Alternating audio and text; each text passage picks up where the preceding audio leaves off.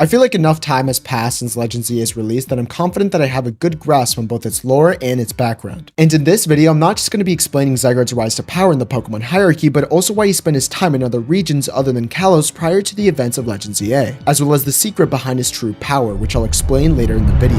My name is Pokey, and this is episode 1 of my Legend ZA lore series, and today's topic is on Zygarde. In Legend ZA's story, we encounter Zygarde quite a bit, who's also accompanied by L, aka Lysander. And luckily for us, L gives us a ton of information about not only Zygarde's whereabouts, but also what he's been up to after the events of Pokemon XY. So we all know that Zygarde saved Lysander after the ultimate weapon was fired. Now it's incredibly vague as to why Zygarde did this, as its job is to restore order and balance to the world, and if anything threatens that balance, it will destroy it without mercy. And Lysander was doing just that, but yet Zygarde still chose to save him instead of killing him. Why? Well, I think there's a pretty clear answer to this. When Zygarde found Lysander, he was already subjected to the curse of living 3,000 years, wandering just like AZ. So killing him was likely unnecessary because he already received his penalty for all the destruction he caused, unlike in the anime where he killed him on the spot. And by saving him, I believe it was him giving Lysander a chance to redeem himself later in life instead of sitting in that rubble for thousands of years doing nothing. Reminds me of another character. I feel like since people think this is such a weird and odd thing for Zygarde to do, I felt like I should have addressed it since I don't actually believe it was as weird as people made it out to be. Zygarde is still maintaining order and knows that L won't do something like that ever again, and he tells us plenty of times of how sorry he is and how he wants to try and make amends. So for Zygarde to beat a man while he's down feels a bit uncharacteristic for him, unlike anime Lysander, who felt zero remorse for his actions and chose to keep fighting even when he saw 100%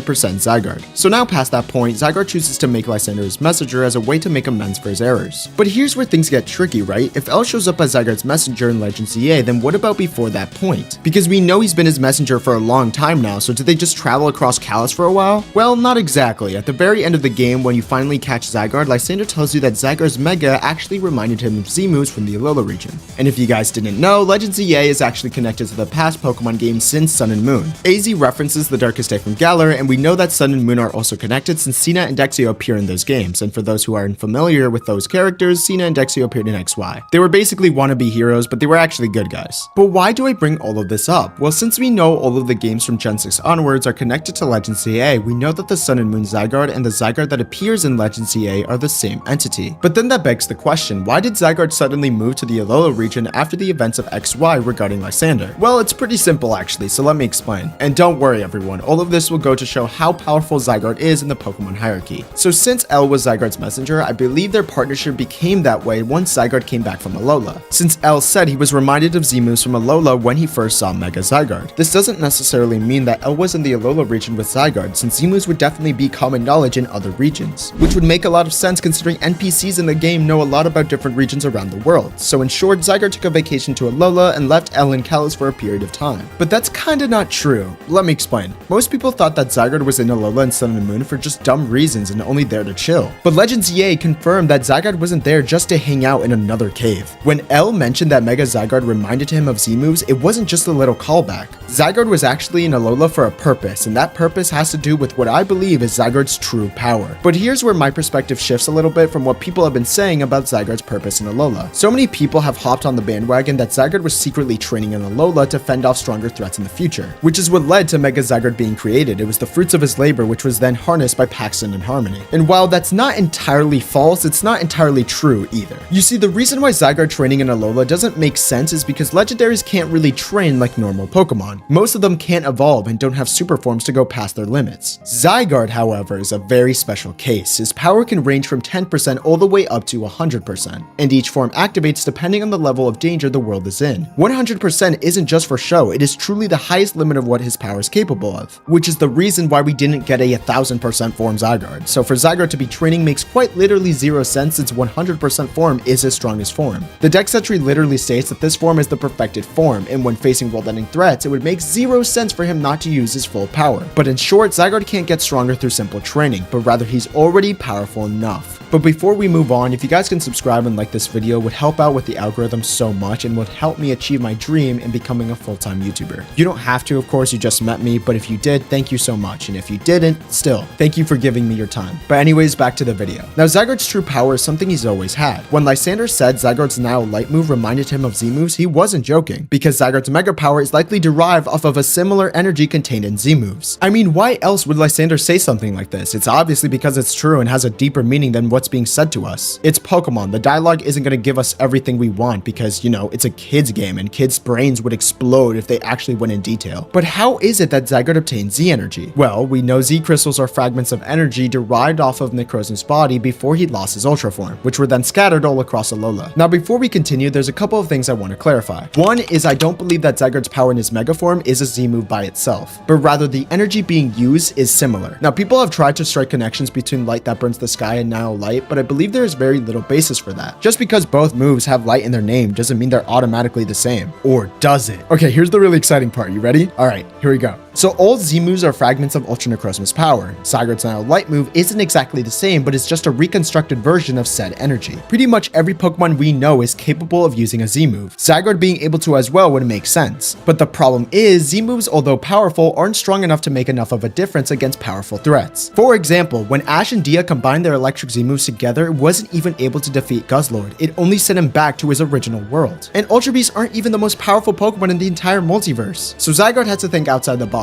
So what did he do? Simple. He learned more and more about Z moves, and all the time spent in Alola wasn't him improving his already existing powers, but rather just creating a new one, that being Nihil Light. So in short, Zygarde's hidden power is the ability to reshape his own energy to create new abilities. The idea itself makes sense. It's the exact reason why Zygarde never used Nihil Light before. It's because he never had it to begin with. He had the necessary tools to make it, but didn't understand how to go about doing it. It wasn't until he went to Alola and discovered Z moves where he finally managed to form Nihil Light. The main problem with Pokemon is that almost everything is heavily implied rather than giving you all the information up front. So it's up to the player to kind of piece together all the information needed to unravel the lore of the universe. But to me, that's what makes Pokemon so fun. So for those of you who are skeptical about Zygarde's trip to Alola and need more information, Zygarde legit went to Alola in the manga as well. So he's actually already been across the world before. Not to mention we literally see him in Alola in the games, but whatever. So Zygarde being in Alola is canon. Don't try to say it's not. But anyway, Zygarde acquiring a new powerful move by researching Z moves in Alola makes sense considering he is the protector of the world. It's likely he would be able to adapt to other regional gimmicks as well. So where does this put Zygarde in the Pokemon hierarchy? Well, to answer that question, I'm going to be making an entire video on the hierarchy of the Pokemon multiverse and where they stand across all different types of Pokemon. They range from the creators of the entire multiverse to universal level threats as a whole. And to explain why Zygarde is more powerful than Rayquaza, it has to do with the serious buffs of his Mega and new move. Nihil Light is stated to defy all laws of nature. That alone already puts him above Rayquaza. Not to mention he took part in defeating Ultra Necrozma alongside Solgaleo and Lunala, and he did most of the work, by the way. But you'll have to catch my hierarchy video for a more in-depth explanation. But guys, I hope you enjoyed this lore breakdown video or whatever on Zygarde, and remember to subscribe so you get notified when the Pokemon hierarchy video drops, because this is kind of like a series I'm making. I'm a lore fanatic, so there are so many things I'm missing from Legend C8 already, and I will be covering them in future videos, so be subscribed so you know when that drops. I know I said that twice, but really, it's gonna be good. But that's all Yuki wrote, and I will see you guys next time. Peace.